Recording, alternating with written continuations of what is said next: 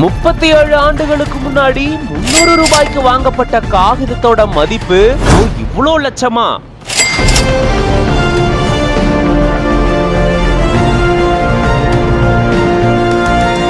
வீட்டை சுத்தம் செய்யும் போது உரிமையாளருக்கு அடிச்சிருக்கு இப்படி ஒரு அதிர்ஷ்டம்.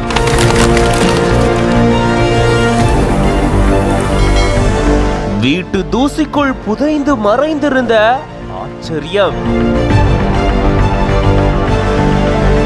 என்ன நடந்தது விரிவா அந்த வீடியோல பார்க்கலாம். சண்டிகர் மாநிலத்தை சேர்ந்தவரு ரத்தன் தில்லான் அப்படின்றவரு.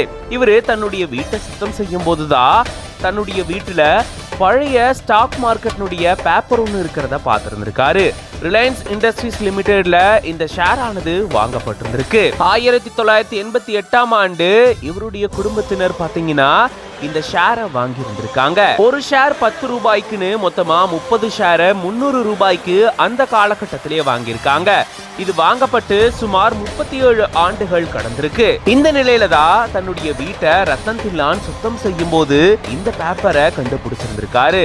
1988ல 30 ஷேரா இருந்தது இப்போ 2025ல 960 ஷேரா உயர்ந்திருக்கலாம் அப்படின்னு சொல்லப்படுது.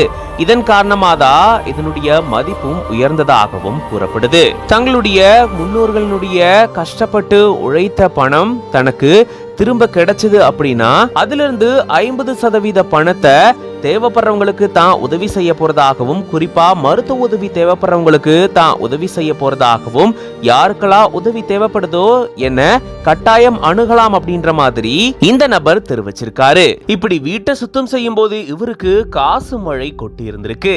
இந்த சம்பவம் எல்லாரையுமே ஆச்சரியத்துல ஆழ்த்திருக்கு. இது பத்தின உங்களோட கருத்துக்களை கமெண்ட்ஸ்ல சொல்லுங்க. மேலும் பல செய்திகளுக்கு பிஹைண்ட் ரூட்ஸ் பேஜை ஃபாலோ பண்ணிக்கோங்க.